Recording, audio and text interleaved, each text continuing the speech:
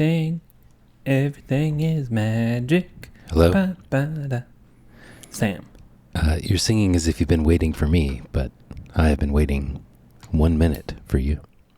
1 whole minute. And I would like to apologize. I know your time is worth a lot. It's very please send me an invoice for your 1 minute. I am taking it easy today. It's been a long Saturday. I am bringing the energy because I did not shoot a wedding until the middle of the evening, the middle of the morning. Yes. Yesterday. So when did you get home? Like 2, oh gosh. 3? Okay. So it was actually an amazing wedding couple. I really enjoyed them.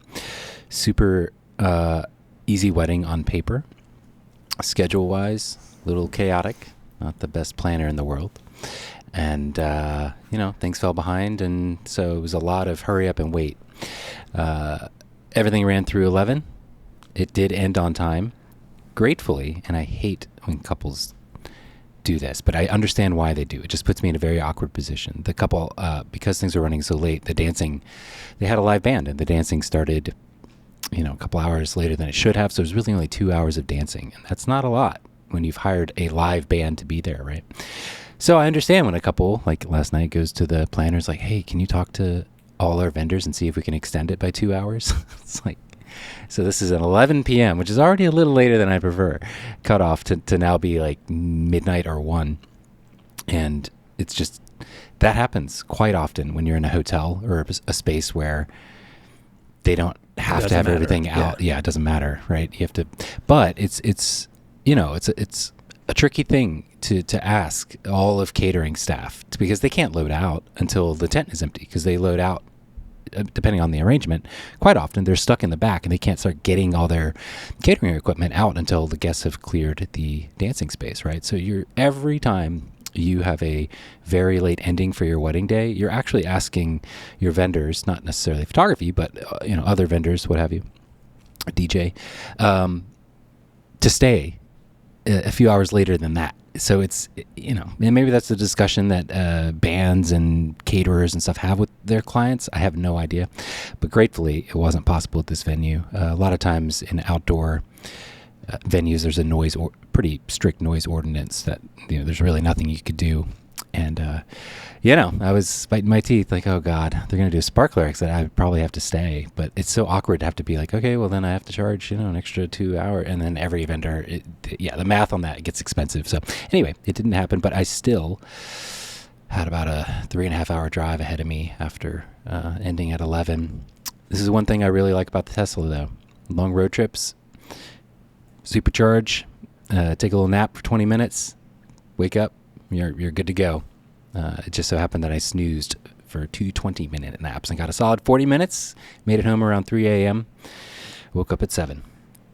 I was really worried that you were going to say, this is why I love the Tesla for long road trips. I just take my naps while it drives me. I learned early on with my very first Tesla, which was a Model S 2016, do not do self-driving or anything to make it more comfortable for you when you're feeling tired, because you will fall asleep. The mental, especially on a highway, all those micro decisions you make, staying in your lane and being, aware of what's around you, when those go away, which they really do, you will drift off.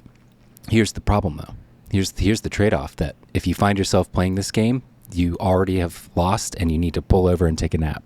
The game is, well, I'm really sleepy, I'm a little tired. I'm going to put it in self-driving because it's probably going to drive better than me, which is probably true. Like, sleepy driving is actually worse than drunk driving, statistically. And it's probably true. And you're making that calculus, as you're driving along, very tired, you want to get to bed. So the fewer stops you take, the sooner that's going to happen, the safer it's going to be to just go ahead and throw it in autopilot. But yeah, thankfully, there are enough superchargers around now. In those early years, they were like an hour apart generally. Now you can usually find one, at least on the East Coast, within about, 15, 20 minutes of each other. And what's nice is once you've committed to, okay, I'm going to stop and charge the car, what have you. Now you've got like a fun thing that you're almost at. It's like how at the end of every long road trip where you're tired, the last 20 minutes, maybe last 30 minutes, you actually wake up even more because you're like, this is it, home stretch. And anyway, I got home safe and fine. It was great. I didn't even take my equipment out of the car. Hours. I walked literally right to the bed. It took me forever to find classes this morning. Anyway, how are you? I'm great. I went to bed at a regular hour. I slept. I woke up. I took photos for an hour. I love that. I love. Talk to me more about this text you sent, where the early morning Baltimore is. How often do you actually like get up and see the city before everyone else does? Yeah. So I have an update on our previous conversation. We talked about this, I don't know, like 2 months ago, where I was like, I don't really know what to do with myself. I'm having like a creative spurt. A bunch of things have come together all at once, and now I'm killing it. And like, it's not sustainable. Everything about this is wild, but, whatever. I'll just enjoy it while it lasts, because I know it's going to die soon. And now 2 months later, it's still going. Oh, nice. And I don't know what to do with this amount of output, but I also don't know what to do with this feeling, right? This is like positivity feeling, not like, oh, I don't know how to be happy, but like I don't know how to celebrate the work that I'm making right now. Because I'm taking like a photo walk. Yeah. I don't think you 2 or 3 have times to. a week. I think the celebration comes later. Right now, you just keep that momentum going. This is really related to a passage I just was rereading in the Creative Act. Which maybe I'll try and find it. But continue. Sorry. Yeah. So I woke up this morning. I wake up every morning at 6 a.m. because my dogs are assholes. Specifically Poncho. In case any of you ever meet my beautiful dogs, Poncho is the asshole that wakes up at 6 in the morning every morning, ready to go outside. He doesn't need to go to the bathroom. This is about breakfast. If I wake up, feed him breakfast, and go back to bed, he'll sleep for another like 4 or 5 hours before being like, okay, I guess I could pee, which is stupid. Anyway, so we wake up at 6. We take a little half-mile walk around the park, and then I feed them breakfast. And then some mornings I will sit down and I'll just get to work at 7. Other mornings I go back to bed, and at least twice a week I will grab a camera and I will just wander around during the beautiful light from like 6:45 or 7 to like 8:30 when it starts getting hotter and humid and the sun matters a little bit more and it hurts. So this morning, for example, I went out and shot 139 photos, which is, it's a lot. a healthy photo walk, a healthy street photography amount.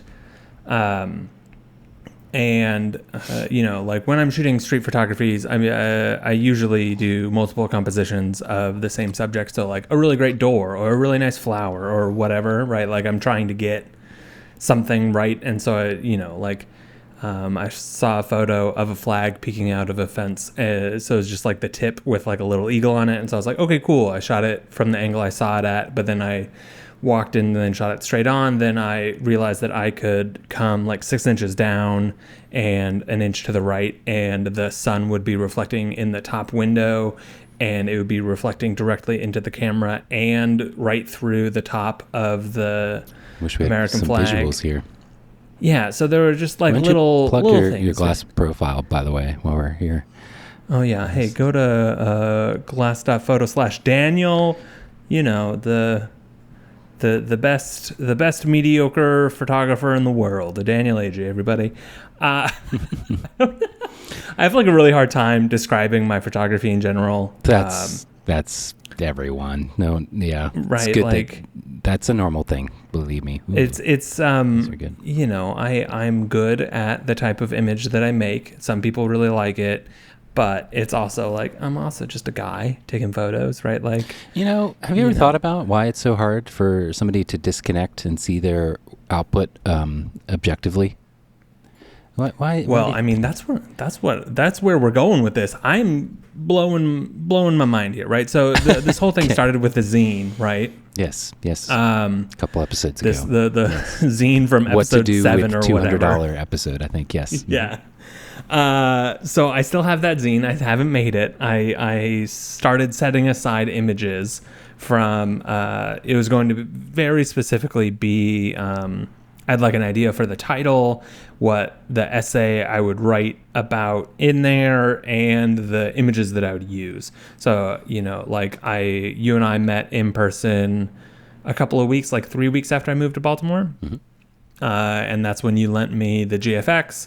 And then I started shooting with it about a week later. And then there was like 6 to 7 weeks of time before my shit arrived from Mexico. Right. And so I was going to exclusively use images from that time, exclusively images shot with the GFX, and I was going to call it In Transition because we were in like a weird transitionary period of our lives.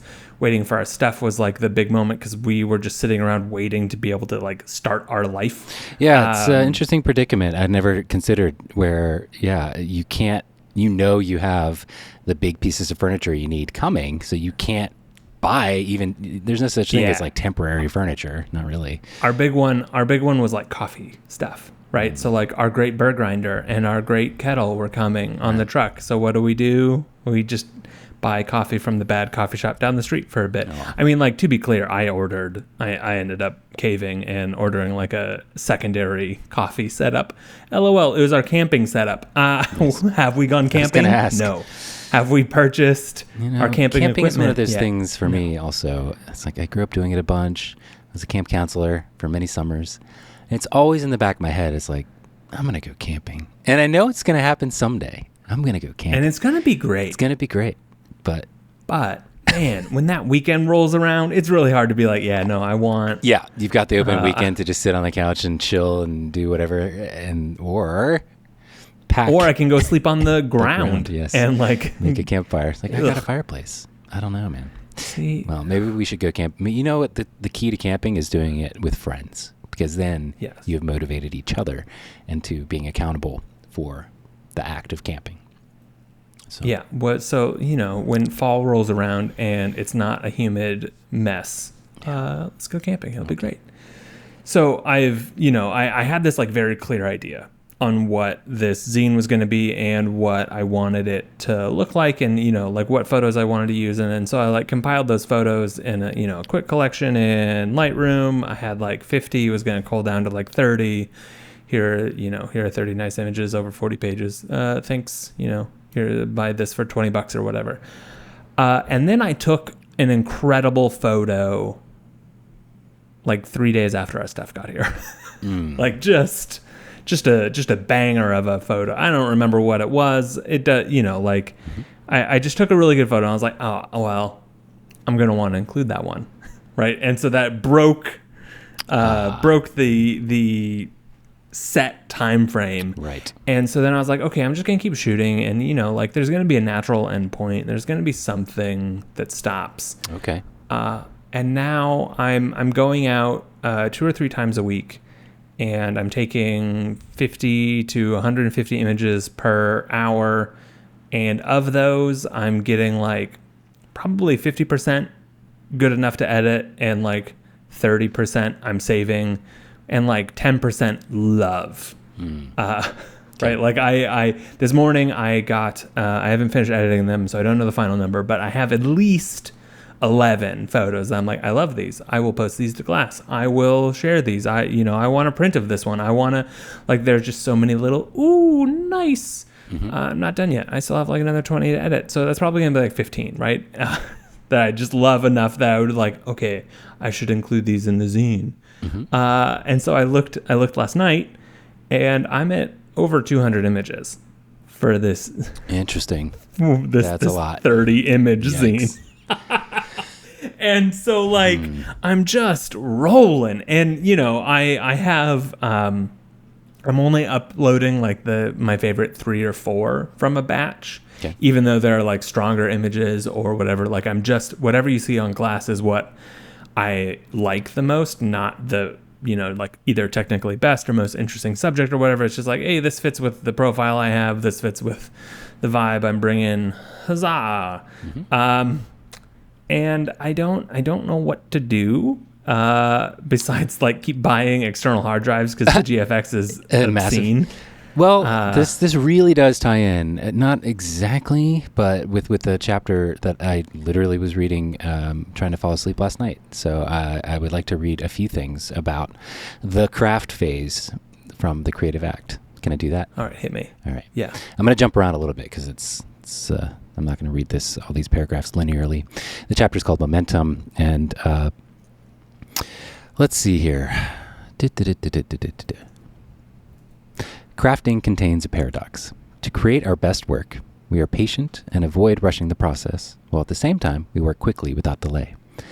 By remaining too long in this phase, many pitfalls may arise. One is disconnection. If an artist is creating a beautiful work and keeps endlessly crafting it beyond the need, sometimes they suddenly want to start all over.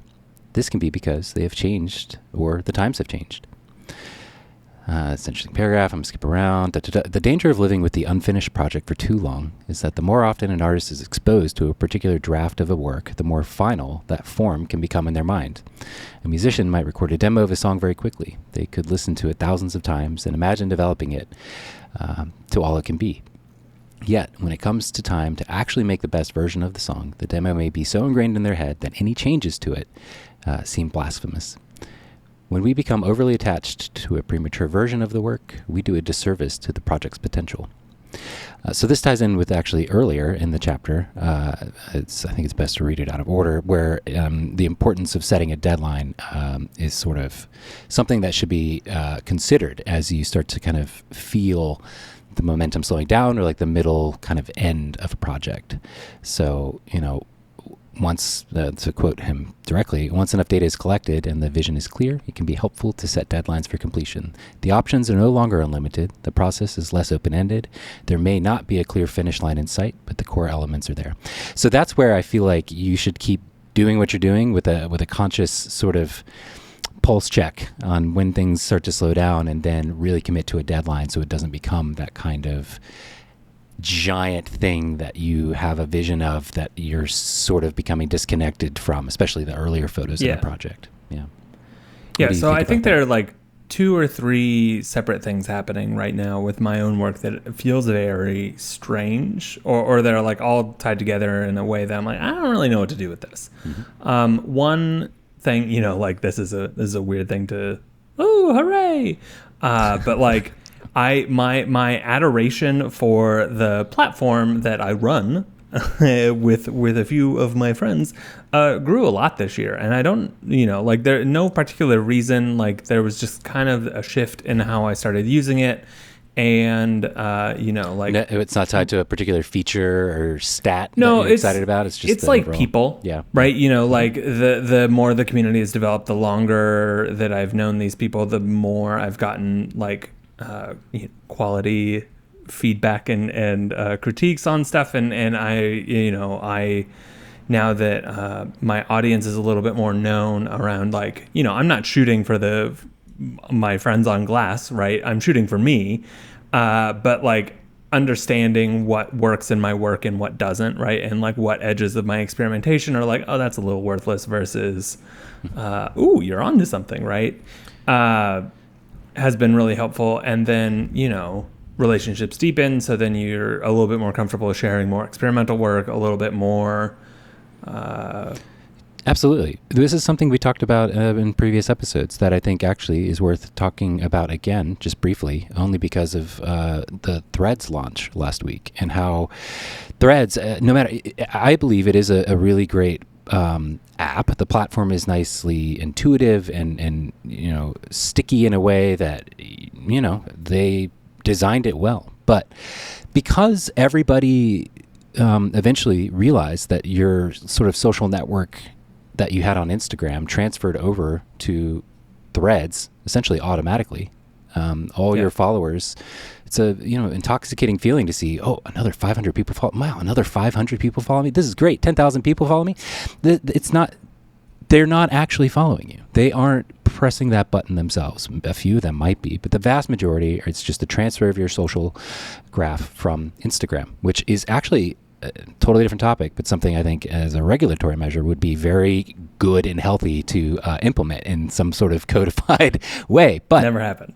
But I want it to, but it's never going to happen. But here's the thing. With an app like Glass, I only see relationships deepening because in the back of your head, it is a pain in the beginning to say, oh, yeah, gosh, I need to check on Glass. I haven't opened this app in 2 weeks, because it isn't algorithmically charged and doesn't hack your notifications to let you know of every little thing that everybody experienced for 2 or 3 days when Threads was installed. And it's exactly why their numbers were so supercharged until everybody silenced all notifications, because it's like, I have no life now, right? So with Glass, when you yourself know what it takes to post something and remember to post to the app, and that thoughtfulness that's required in the curation of going back through your work and seeing which one you're proud of, what have you, and then also what it takes for you to engage with the people you follow, with manually seeking them out by manually typing in their name or scrolling through your feed if it doesn't look like mine.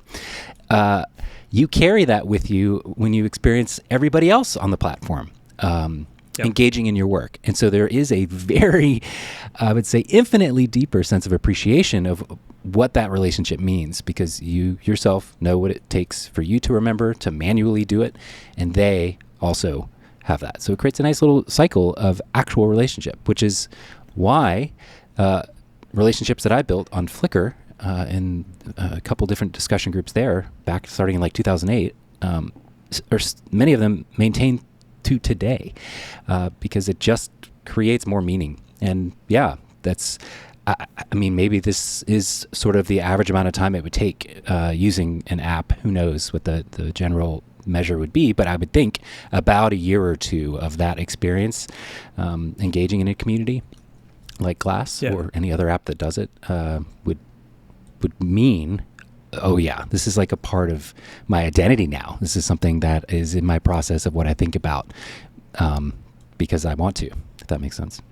Yeah, good things take time, right? Yeah. I don't know if you saw the Wall Street Journal article that came out a couple of days ago about how Threads usage numbers have dropped over 70%. I saw a few graphs going around. Yeah, it's pretty amazing. Yeah. So we went from average of 21 minutes to an average of 6 minutes. And, averages are also a really terrible way to tell time, because you have your super users who are like astronomically high, or like people like me that are there because I have to be, right? Like Glass's account on there is bad. Do not follow us on Threads. Yeah. I will hate reply to you if you do. I mean, most people following you probably don't even realize that they are. It's just the transferred over follow. And right, here's the other thing. Like, I've seen a few friends, we don't have to name any names, but like actively start engaging on Threads in a way that's like, they're not as engaged on Instagram or whatever. It's like, okay, clearly they're just trying to feel it out and see what the engagement and reach is like and all of this. But, Meta, Facebook, Insta, they don't actually deserve another chance to do this. They, as far as I'm concerned, have completely lost all of faith and trust in what decisions they've made previously, without any ownership of or acceptance of it, as far as I can tell, in any way.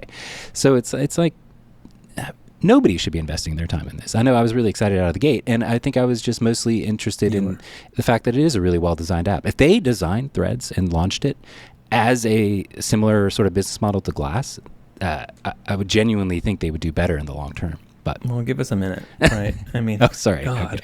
Okay. Right. Which is not the next thing we're launching, which is also another thing I can talk about, maybe secretly. We have a launch this next week. We should. I haven't finished the testing for it. That's literally what I'm doing after this. That's why I have a hard stop at our regular time. Yes. So I can finish the iPad testing to make sure that our new app isn't. I want to see. Like the new version isn't going to break. It's not. Actually, it is pretty exciting. I was going to say it's not that exciting, but it is. Okay. So Well, why don't you tell me, and I'll cut this out, so you can tell me. So people because can like get my we can. reaction. Okay, we don't have to. We don't have to cut it because it's going to launch. It's going to launch on time. There aren't going to be any showstoppers. It's going to be great. Okay. But no, we'll pin in that because we have to finish this conversation about. I don't know what to do with having this many nice photos. Okay. I don't know what to do. Here, let me restart that conversation. Why don't you just do a series of zines? Right. So, I am going to deeply regret saying this out loud because this is a thought I had a couple of weeks ago, and I was like, I should not do this. This is a terrible idea. I don't want to do it. Okay. It won't work. I can think of nothing else.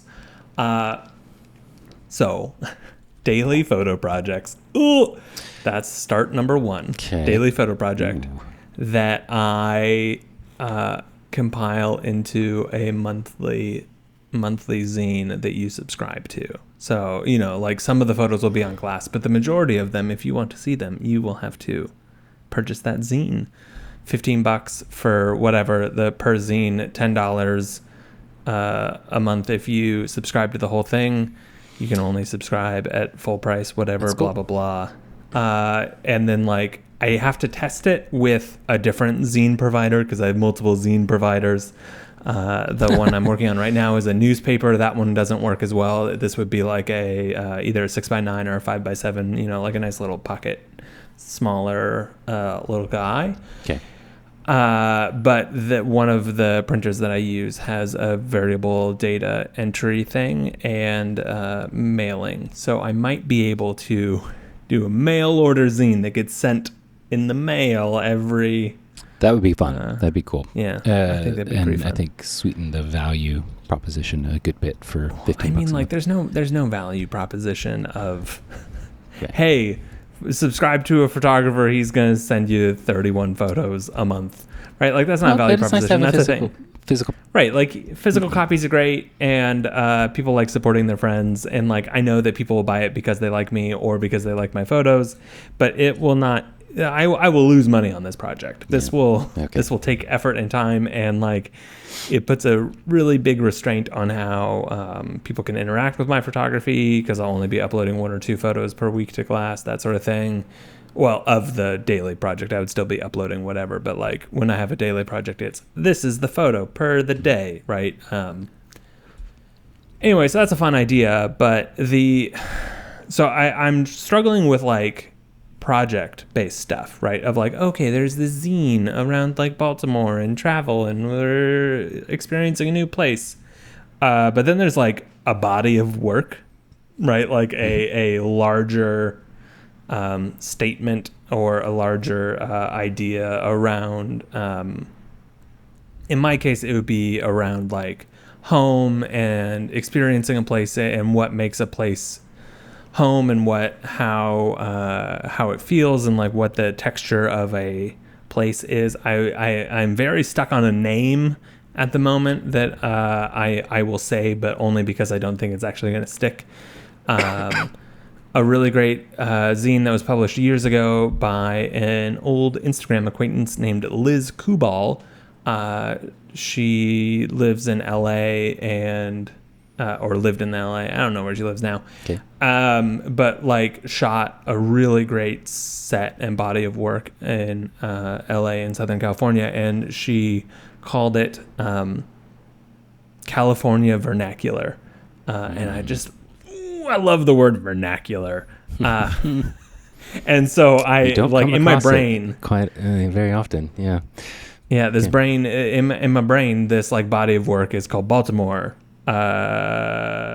vernacular, but that's not going to stick. If it does stick, spoilers to the future body, I don't know, but I just like.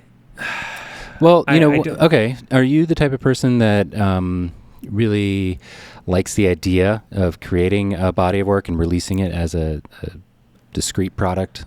Or body like here's the project, boom, like a record of songs, or something like this. Great question. I don't know. Yeah. So I've never done it in a long form thing, right? So like whenever I've made zines in the past, it's been like, here's a really great set of photos that I took over a weekend, or like, here's a really, really good hike, right? Okay. Like making a zine of a beautiful hike up a river to a waterfall, and then, people sharing beers and joints and like swimming. Like that's a zine I have made. I will show it next time you come over for dinner. It's beautiful, but it's also like that's not a body of work. That's like a little project, right? Yep. I don't really know bodies of. I don't know if I've shot a body of work, right? The closest thing would be like I have somewhere on a hard drive maybe, a body of exceptional senior portraits.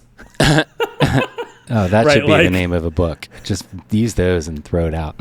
Not throw it out, but put it out into the world. Well, so one of the things I grew up with working with a lot of musicians.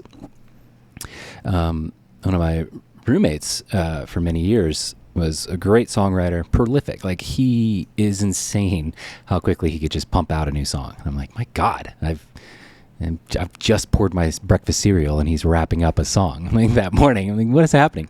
But he would very much fixate on the old. He's a big Beatles fan, which is ridiculous. The Beatles are awful, but whoa.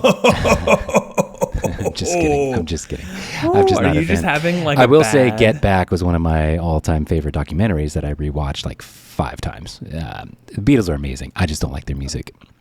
And that's just a product of the... I'm still so confused, but okay. It's okay. I just don't like their music, mostly because of the production quality of it. I just really like hearing modern production quality in things because I like being exposed to new ideas. And at the time, their ideas were very new. And I can appreciate what the Beatles did. But I can't believe you're fucking saying that about especially Revolver. their producer. We don't even need to get into it. I just don't... Really, the Beatles are never a band I'm ever going to be like, you know what, I'm going to put on some Beatles. Never in my life. But I will say, as people and as a team of, a band connected to one another, stuff of legend. It doesn't get any better than that. But my roommate, completely obsessed, and the Beatles were his life. And he very much wrote in their style, doesn't really matter.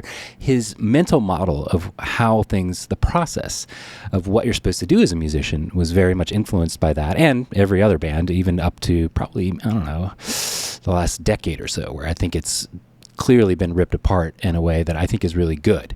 The idea back when records existed was, especially because of the constraint of the technology at the time and budgets and all these things, was you create an album of songs. You create an amazing, huge booklet of photographs and artwork, lyrics. Everybody knows this.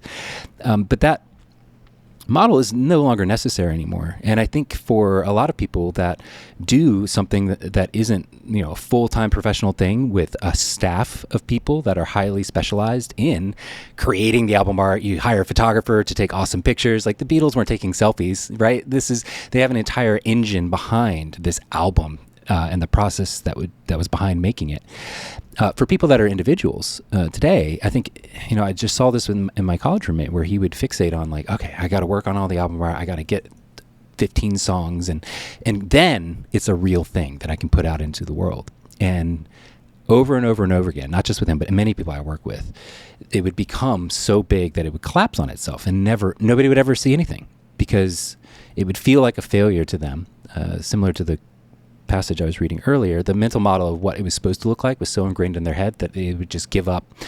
Or even worse, they would never admit that they gave up and move on to the next project. And so that would feel like the right move. But at the end of the day, nobody's actually hearing anything anybody's putting out. Nobody's actually seeing an album of new songs on their phone to listen to because this target is always moving. It's a trap that is very tempting. And I can respect people that have the capacity, especially repeatedly, to put out a big, huge product. I hate calling it that, but something that is a thing, a body of work, whatever.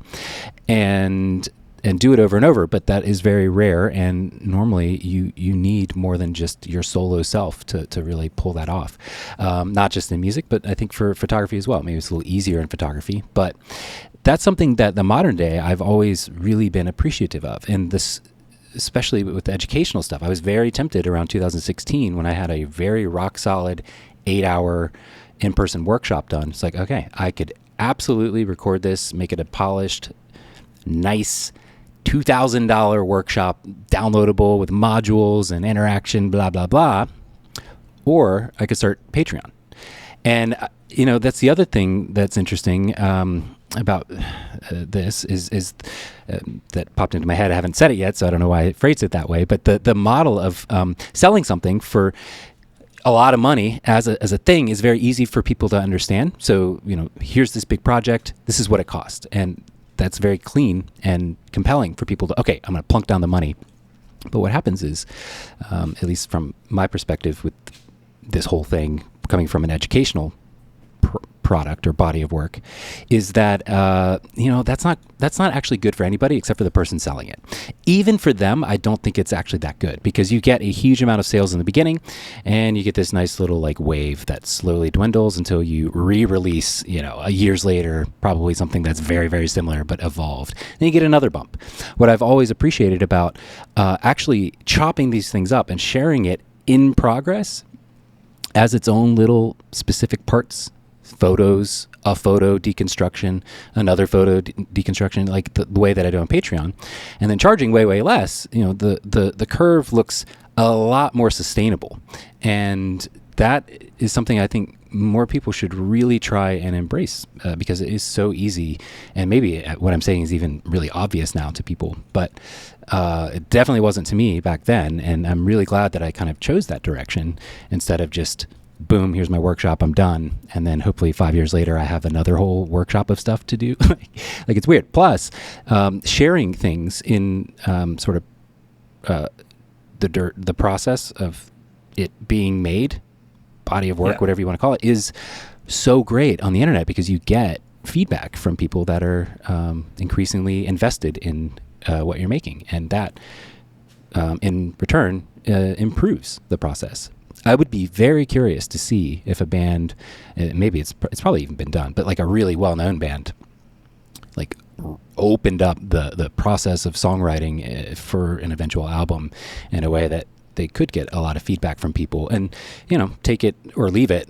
I don't mean it needs to be like a crowdsourced record that gets made, but just I think it would be very interesting versus the normal process of a lot of musicians getting kind of writer's block or stuck in their own ideas about how things should be when it really shouldn't. Anyway, I think I made my point at this point, that it's really important to just consider the fact that you don't want to get trapped under the weight of all of this. Keep the momentum going as long as the feeling's there, but as it starts to wane, really start to create a solid either deadline or end goal for it to exist. Just get the first zine printed before you start thinking about a subscription model to keep it going forever. Subscription model is going forever. Yeah.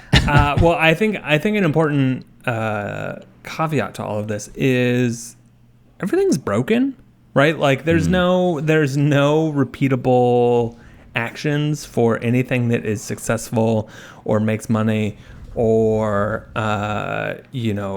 receives appreciation or focus or attention these days, right? There's no I guess the easiest repeatable thing would be Taylor Swift going on tour, right? Or Beyonce going on tour. I don't understand what Taylor Swift has tapped into, but I don't understand what's happening. I don't get it. So I know a lot of Swifties. We can talk about that later. These are not opinions that I need to share. Get canceled so it's good just right now. I would love to. I would love to get canceled by Swifties. No, so this idea of the artist trap of some people have to see it for it to be good or successful is really damaging and terrible, right? We see that all the time with people throwing, their entire lives at trying to grow an Instagram audience and it not working, and then them considering themselves failures of artists as opposed to a failure of society or an algorithm. that they feel this way, right? That like arts just aren't supported and appreciated and viewed anymore. You used to be able to write a short story for the Atlantic and get paid in modern day, adjusted for inflation, like $30,000 for a short story. Wow. Right? Like, that's insane.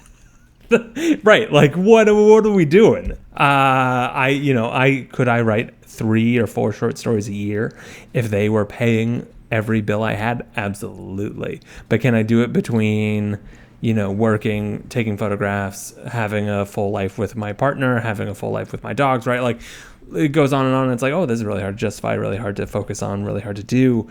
And, therefore, because I'm not being published in the Atlantic, which now only pays like $600 if you are lucky enough to get in there, because chances are you're not, and because you're not a staff writer for the Atlantic. Yeah. There's like with the avenues for creating a sustainable existence in art, or even just in general, right? Like with work and jobs are like rapidly shrinking, and we're not really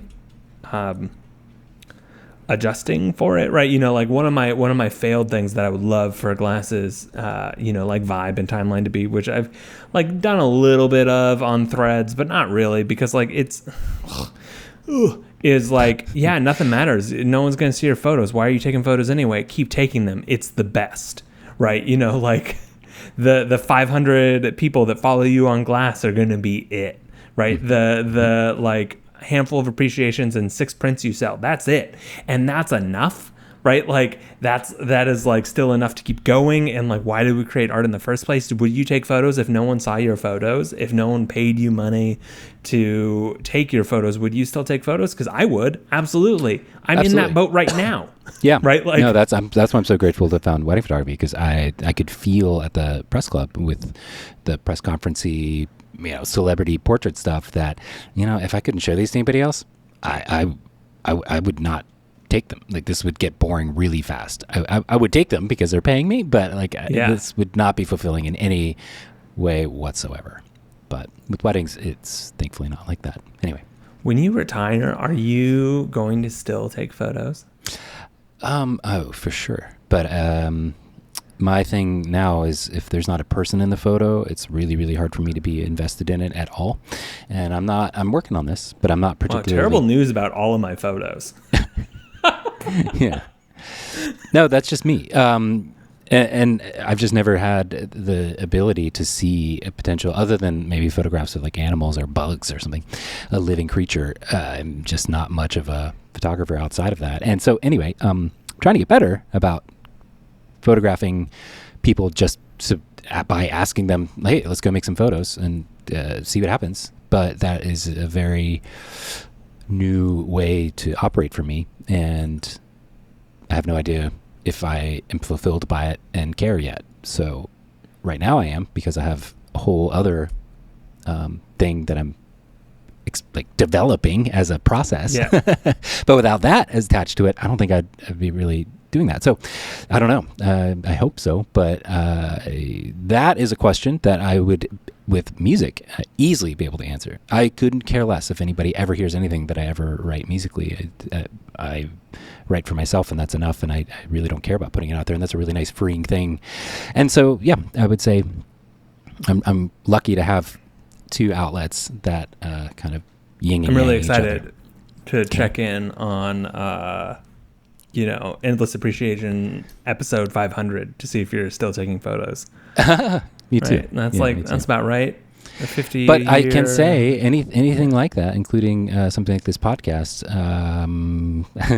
timely, because I am so late. I'm putting out last week's episode, but we've had many episodes recorded with each other where it's like, I don't care if people actually hear this. It was fun to record, and I love it. Yeah. I mean, obviously, I want to put it out to be respectful of both of our time, but I would still keep doing them even if we were just talking to each other. So those are the kinds of projects that you really need to, when you're in that creative, crafty momentum phase, just push as hard as you can. Yeah, God. But yeah, of course you would say push as hard as you can. You are a known, what's the negative word for someone who works all the time? Workaholic. Is that negative enough? My God. I'm not a workaholic. Oh my God. Are you? I don't feel like I work enough. I swear to God. Yeah, and that is the most workaholic-y thing to say. Okay. I don't work enough. I wish I could work all the time. That's, yeah, sure. Because once the work is done, then we have to sit with ourselves. Can't have that. Oh, I can't. No, that's I not why I can't work all the time. I love being alone. I do. I genuinely do. Well, less so in certain phases of life, but yeah, it is something I do like to work all the time. Yeah. I'm just saying. I'm not saying it's a problem. That's not for me to say, Sam. But okay. You work all the time, so it's hard to. I don't know. It's hard to. I'm trying to balance this. This feeling of I know that I'm making some of the best photos I've ever made in the style that feels most authentic to me, and I'm expressing myself and my emotions through street photography in a way I haven't, or my adoration for a place in a way that I haven't before, and that's really exciting. And I also know that the likelihood of me making any dollars ever from this version of photography and this body of work is pretty minimal. The best I could hope for would be a gallery showing and a photo book that does moderately well. But that's a story told by very, very now wealthy people forever, right? That I'm that obsessed, but Rick Rubin has a network of $300 million now. He has basically been doing the same thing he has since the 80s of just working with artists to bring out their full potential in music production. And that's he didn't set out in the 80s to say, man, I'm gonna be so rich in 30 years, 40 years. This is gonna be great. And that was probably not even a thought in any way, shape, or form. In fact, he probably thought it was gonna be the exact opposite.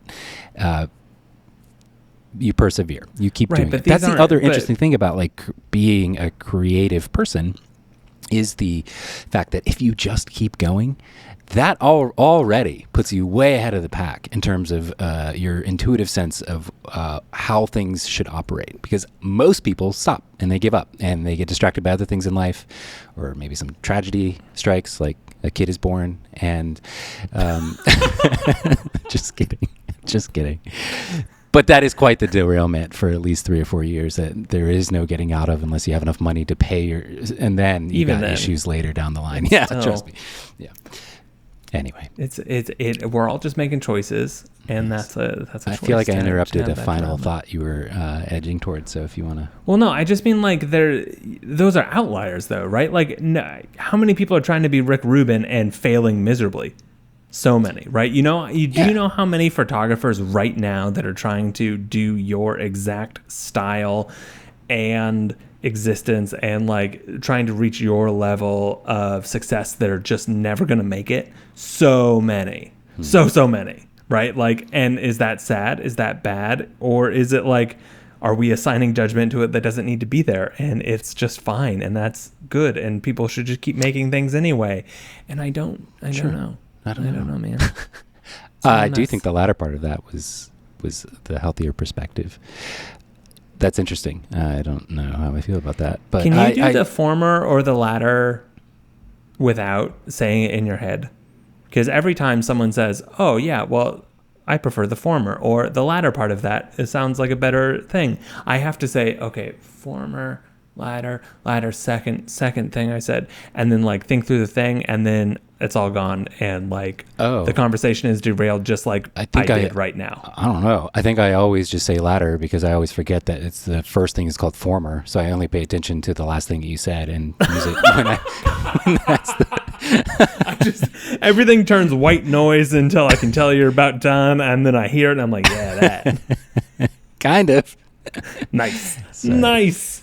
I don't know, man. It's just part of this is also a weird time because, the last time I did anything photography related for money, right? Specifically for money, it burnt me out to a crisp and I didn't make photos for years. And so it feels really weird to, at the same time, while I am hitting my best stride creatively in photography, to also be thinking about returning at a more permanent and attempting basis for photography, right? we didn't second shoot a wedding this weekend, but I'm gonna next weekend with you. That's gonna be super fun. Second shooting doesn't pay a lot of money, but there's still it's still money, right? By the end of July, I will have earned like $2,000 on photography, and like that's not a livable amount, but it is nice. And it's like, okay, what effort, how much effort would it take to get it to like 3 or 4 or 5 or 10 or whatever? And it's like, how many, and then it's just like stumbles down this like business analytical thing, and as opposed to being like, stay away from that. Fun. I think what is more healthy is to focus on the process of thinking in the earlier stages of momentum. When stuff starts to happen, don't fixate on I made more money or less money. Fixate simply on the exercise of removing friction from what the process requires. Charging batteries, having clean memory cards, cleared formatted memory cards, having all the lenses you need, all those little things that eventually become tedious in a way that you start to sort of maybe resent or not look forward to it as much, like start to become really making those things second nature for yourself, so that you can just focus on the excitement, which translates to better work and more enthusiasm for you to say yes to the next job that maybe isn't exactly what you want to do, but it does still pay money, and make sure and just really try and hone that. That I think is something. Now, don't get too lost in what our unreleased from last week, but will be released soon episode. Don't get too lost in the, I need to keep acquiring new gear to improve and refine my process. I was going to say. There definitely is some just need waiting and appeal to that, but you also want to make sure you're not replacing what is now a waning sense of inspiration and excitement by a temporary high of getting new gear, right? Yeah. You want to make sure it's really about the excitement of going out and doing the work. And there's always things that are tedious and annoying about the crafting part of the process. So as much as you can streamline those little bumps and flatten it out so you can just maintain that excitement, the longer it's going to last, and eventually that money will start to balloon. Like, I guarantee it. So, and then you can buy the Z8. Well, see, I think one of the things that's interesting about being like, oh, well, I need to buy a camera to improve my photography for myself, my commercial earning money photography for myself, is like, well, yeah, sure, that's true. But also, it's because I will be able to justify using it forever because I run a photography platform, right? Like, even if I'm in a year like, oh yeah, no, I'm not actually going to keep taking photos professionally. I'm just going to keep working around photographers with photographers and doing photography things forever. Just not that, right? Like, it's like, okay, sure, buddy. One of the cool things about camera gear too, that I think is also sort of the marketing magic of what it is, even if that is your justification early on, it is kind of cool, unless you really need the money to keep and hang on to that as a memory, as a collection, as a legacy of something. Objects are wonderful. Yeah, they are. They are beautiful, wonderful objects. I am struggling a ton because, what would really solve my problem? This is a thing that would really solve my Z8 problem. It was specifically I need to spend $5,000 to $7,000 on a new mirrorless camera. I can sell my Q2 for. I think you should. For the entire. Of course you do. You hate the Q2. You're wrong about it. You can borrow mine. You can buy it again for a while. Once like you right, want to. This one was like, this was a gift. It came right as like. Well, that's different. I got it right after Glass launch too. There's like serendipity there. I really think you should sell it. But God, it's I like know it's tough. Think about it as it's going to someone else's new source of starting out or propelling their career. There's no starting out when you're buying a here you go, son. Happy 15th birthday. Yeah. Yeah. Or daughter. The Q2, that's my issue with Leica stuff in general. It always, the price points are so obscene relative to the feature list that it is more of a collectible thing. Like, nobody Okay, you have a phase 1 sitting in your house somewhere. Yeah. Well, that was different. That was It does have a look. Leica has a look. Okay, I guess you're right. You just boxed me into that argument. Well, no, you know what? Phase one was a stupid purchase I bought with a certain amount of crypto earnings that I made. That I was like, I think I'm gonna throw down for the phase one. So I would never have done that with money that I actually earned by, walking. I know around I just shooting made a weddings. joke about our 500th episode of Endless Appreciations, but I think we're gonna have to call the series here. That's it. I just can't. I can't handle that sentence existing. I'm really sorry. This is before the crypto landscape looks like it does now. This was like 2016 something. I love you, I'm buddy. sorry to bring that up. I hate. I used to love talking about it, and now I cannot even talk about it because exactly that. People start to look at me with like a weird. That you can't talk about like, it. I love that for me. Yeah. Anyway, I'll stop. But just to rebuke your phase one call out, that was the story there. I would love to, I don't know. I love it. It's a beautiful object. It's a beautiful camera. It takes wonderful photos. It's also just, it is not taking the photos that I am taking right now. Right. If that makes sense. Right. You can look at it as a tool that taught you that lesson, and now someone else can go learn that lesson. That was a valuable tool to own. If it really, you could get that much for it, you need to. Oh no, they're retailing for less than. It's like $400 to $4,500 is like how much people sell it for. So I'd probably do 42, which is more than the Z8 body. But with digital, that's the big downside, right? Is that it's going to keep depreciating so much so quickly that. Yeah. And you need to detach your emotions from it sooner. Part of the reason that it's doing so well right now is that the Q3 just came out, so everyone is selling their Q2. So they're at this is like the height of its resellability of like people who are excited to it but can't spend the $5,500 or the $6,000 on the Q3. So they're like, I can now. People are cycling through to the lower ones, and like this is literally the time to sell. I just don't want to because it hurts my feelings because I love it. It was the first camera I ever loved. You will continue to lose more and more money because of the emotional attachment. Well, there are worse things to do. There are. You're right. So we have a feature, and I have 3 minutes to talk about it. Oh, plug away. Yeah. I didn't realize. So also, if I look like a sweaty mess, it's because there's no AC in the upper part of this loft in the A-frame, and it is very hot out, and I'm wearing long sleeves. I don't know. Don't you have a window in front of you that you could put a single Does not open. Use? These are solid commercial glass windows that don't move. Dagger. I could do a fan, but I don't want it to. You have a nice the quality microphone now. Of the mic. Yeah, I don't know. Sorry, continue. Feature. Go. So today, maybe if this releases on its regular Tuesday, which would be a Sunday Tuesday bunch, then today we probably. Yikes! This is rough. This is gonna be fun. I'm just gonna hope. Wow. That's okay. So we're releasing a thing called Patron.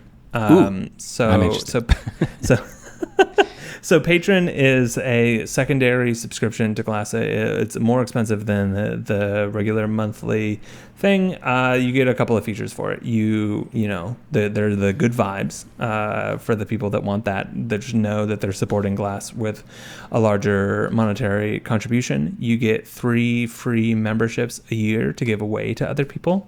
Because that's cool. We want to grow Glass, but as we've been trying different things over the last few years, we've found that the most impactful metric for someone sticking around and like understanding Glass and staying with it is a friend who they trust already loves it, right? Mm-hmm. So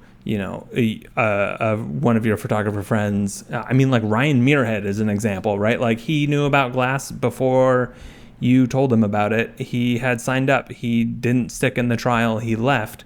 But then you kept telling him about it and be like, no, this is really great. And like, this is really nice. And now it's kind of stuck and he's posting a lot more and he's like seeing the value in having a community outside of Instagram.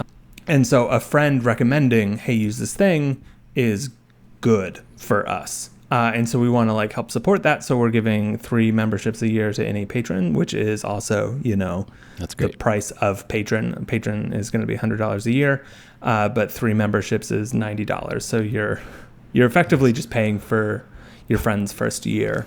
You get some fun new icons, and then the actual big seller is early access features. So for a lot of our features over the last 2 years, because we are coming up on our 2-year anniversary in 3 weeks, have been like very obvious wins, very easy, big things that have like very well-defined target, right? Of like, this feature needs to do this thing. Great, here it is. Our upcoming features are a lot more complex. The a little bit of moving target, right? So like an example of that would be like series, right? Like posting multiple photos to Glass or albums or projects, right? Like personally, it hurts my soul that we don't have a way to post multiple photos to Glass 2 years in. But the flip side of that is it took Instagram like 6 years to add it, and they added it wrong and they haven't fixed it. Yeah. Right. Like, it's so bad. It automatically sets to aspect ratio. It looks terrible. It puts a bunch of shit over your photos for navigating. Everything about it is just like a haphazard slap together thing. So like, we need to do a little bit more testing and a little bit more feedback loop than we've had in the past. And so we decided to create this patron membership, which is also going to have early access, which will allow us to do a little bit more testing. So the first feature that will be early access is our new AI powered search. Because we need to fine tune that. By saying AI, you mean it can, like, if you typed in red tree, it would show what was auto detected as a red tree. Yeah, cool. Yeah, so it's a LLM model that takes everyone's photos and converts them to a 512 by 512 pixel image. Is then matched to the words that are also in that 512. So it's like, and then ranked on similarity to that original query. So like, no images on Glass were ever trained or will be used to train any models. This is a pre-trained model, and it's going to get better with time of usage because we will understand things better, and Stefan will be able to fine tune our search and like the weighting behind it. Nice. But it will, your photos aren't going to be added. Yeah, to 3 cheers for privacy forever. We're not adding your shit to Dolly or anything. You're magically now all the photos on Glass are not going to be powering Midjourney, which is great because there are a lot of them. And so it like improves the search functionality on Glass like exponentially. It is just the easiest and best way to explore, find new photographers. Great. It's super fun. It also addresses one of our issues of like, people upload their best photos to Glass immediately upon joining, and then because everything's chronological, they keep posting, and then it's really hard to see people's best photos because it's gone, right? So like, sure, you can pin it to your profile, but someone has to go to your profile to see it then. And so this isn't, like, it's, if you posted a photo of a red tree, it's going to show you that photo of a red tree, even if it was 2 years ago that you posted it. Awesome. So like, there are a lot of little great things, but we need like testing at a scale that we haven't had access to before, which is why we created Patron. So that came out today, probably. Please give us $100 if you can. If you can't, that's fine. I'll send you an email and you can still give away a membership to a friend. I don't know, man. Whatever. Cool. But that's like awesome. I'm looking forward. It's gonna be, and you get your little fun badge. And I am so mad because we came up with this idea before Elon Musk started selling the blue thing for $8. Yeah. Pisses me off. So this is what I'm afraid is going to happen to my little idea. The more I keep talking about it without actually having released anything, somebody from like we can put up a landing page like tomorrow where you can start collecting emails. I'm not ready to rush. I got 3 people I need to test. It's such a pain in the ass to set up sending an FTP or sending an image to an FTP server. I mean, it's not that much of a pain. I can do it in like 20 seconds, but for somebody who's never done it before, it's a pain. And that's the biggest hurdle. Productize it for you. It's gonna be fun. Yeah, it's gonna be great. It works. It works real well. But I explained the whole process to a videographer I've worked with before. Great guy, Paul Yun, Y-U-N-N. Grew up in Lynchburg. hometown. He said it gave him goosebumps. He's like, oh my God. Ooh, I'm getting goosebumps. Yeah, Well, I'm excited to it's a see good it next weekend at the Four wedding. Seasons. Come on, now Baltimore, people yes. are going to know where we are. Oh, what if no. we have stalkers? All of the, yeah, it's going to be awkward. No, it'll be great. Appreciate you. Yeah, appreciate you. 1, 2, 3, 4.